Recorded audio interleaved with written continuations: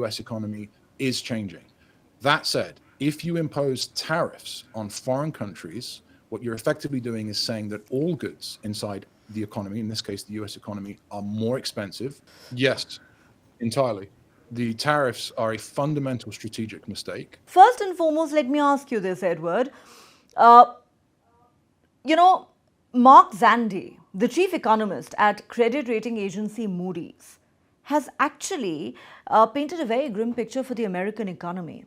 He says it looks like the United States is on the brink of recession, and he's based this on a variety of data, which he says suggests that the states that make up nearly one third of the US GDP are either already in recession or at the risk of entering one. And he is blaming it on America's tariffs. Do you agree with this assessment?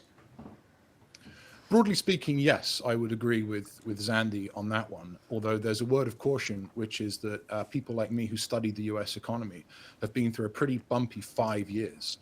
I was among the economists who correctly predicted that there would be inflation and that inflation would be persistent. I was then among the economists that got it totally wrong when I said that there was going to be a hard landing after steep rate hikes from the Federal Reserve. And so I think that the behavior and the nature of the US economy is changing such that the traditional economic models don't necessarily make as much sense.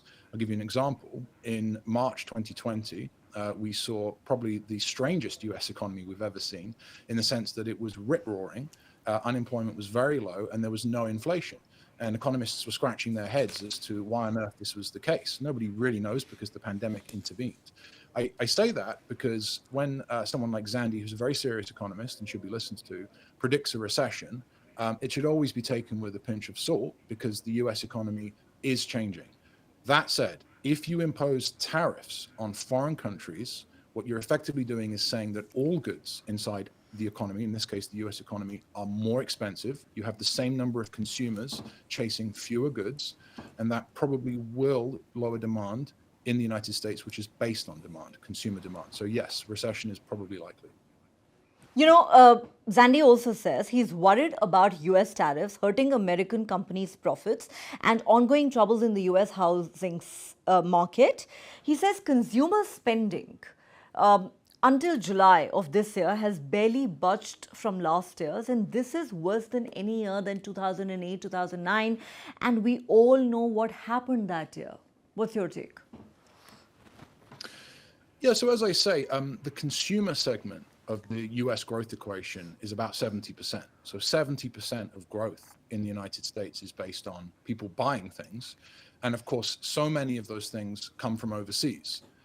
Now we are at a funny position in our history as the US, because the essence of what Donald Trump has said is, hold on a second, that model of economics might be good for short-term growth. It might mean that places like Walmart and Target are heaving with cheap goods, but it is a strategic liability when it comes to things like steel, when it comes to things like medicines. And you have to hand it to the man, for all of his deranged utterances. He has seen the fundamental imbalance in the global economy, which is effectively that the US says to the rest of the world, do things our way, use our currency, use our security services, and in exchange for that, you can send us the things that you make. Now, if every player in that arrangement is peaceable and has the best interests of the other player at heart, that probably is a good arrangement, right? It worked in the 60s, the 70s, the 80s, it was okay. But what we're seeing today is unintended consequence.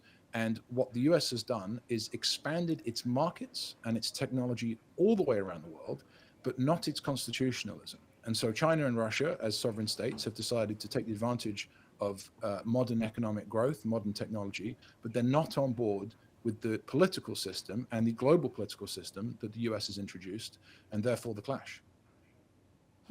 So I'm going to quote Zandi one more time to you. He goes on to say, for the average American, the risk posed by American tariffs shows up in two ways. It means higher prices at the stores, inflation, something that the Americans are already reeling under, and it means job disruption across industries tied to food, goods, and transportation. So I'm going to ask you a direct question. Edward, do you agree with those who are making the case that the tariffs that are being imposed by Donald Trump on countries around the globe are eventually going to backfire on Americans and the American economy. Inflation is going to spiral. That could hurt the Republicans in the midterms next year. And we could very well see the US entering a recession. Do you agree with that entire assessment? Yes, entirely. The tariffs are a fundamental strategic mistake. Um, let me do some like armchair quarterbacking, as the Americans say, and offer you what a trade war that was successful might have looked like, right? So let's imagine that the fundamental proposition of Donald Trump is correct, which is that there is an adversarial relationship between China and the US, and that adversarial relationship needs to be corrected through the economic lever. Let's just imagine that that's true for 1 second. If you really wanted to embark on that kind of confrontation with China as the United States, you need all the allies you can get. And so what you would probably have to do is slap some sort of tariff on China, some sort of punitive tariff such that their economy slows down a bit. But then what you have to do is at least two other things. One, in your domestic economy, you need all the Latin American labor you can get. We should be begging Latin American workers into the United States if we think we're going to try and compete with the population of China economically. It makes no sense that we're hounding them out or chasing them out through ICE. That makes no sense economically. That makes no sense in terms of strategy. And then the other thing you should do, two of two, is be nice to India. Be as nice as you can. India. I mean, it's really simple stuff.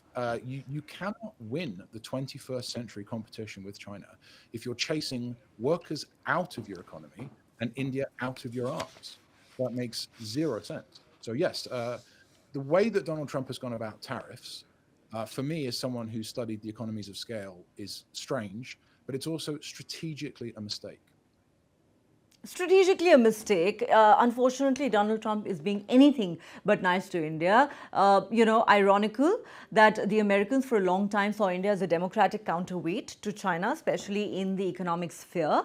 Therefore, both sides invested deeply in this relationship for over a quarter of a century, and one man alone seems to have taken a wrecking ball to this relationship. And the largest buyer of Russian crude, as we all know, is China, but he decides to target India. What do you think, Trump's policy really here suggests to you? He's, how do you explain him going soft on China, talking, praising Xi Jinping, saying, I'm going to talk to him, I'm going to visit China perhaps later this year. He's a great leader. We're going to invite 600,000 Chinese students into the US. Much to the chagrin of MAGA, he's made that statement. And of course, he's talking about a trade deal between the US and China, while at the same time imposing punishing tariffs on India. What is his thinking here, according to you? Well, we're assuming that he is thinking, so that might be a fallacy to begin with. But what my brain wants to say in response to that is that there is some kind of hard cap on the ability of the United States to fight China economically, and that is the entanglement that we have in the dollar standard. So China is a source of demand for the US dollar, as is Japan, as are other countries around the world. And if it's the case that the United States and China really and truly fall out and break that international economic link, two things will happen. One, there will be, right now at least, shortages inside the United States that would, it's anyone's guess as to how that would play out politically, but I imagine that it would anger MAGA rather than please them. To the Chinese Communist Party has effectively been subsidizing their lifestyle for the last 25 years. And the second thing that would happen is that the international capital markets would take a long, hard look at the United States. And they would effectively say, look, if the United States has been providing fiat currency such that the international level of demand is met, that means that in essence, there are too many dollars to ever come back into the United States. That would be hyperinflation. And so if China and the US break their economic link, there will be problems in both countries, by the way. There'll be unemployed people in China, which is not good. But that would also be the moment at which people really question the dollar standard. And I think that probably constrains the president's behavior.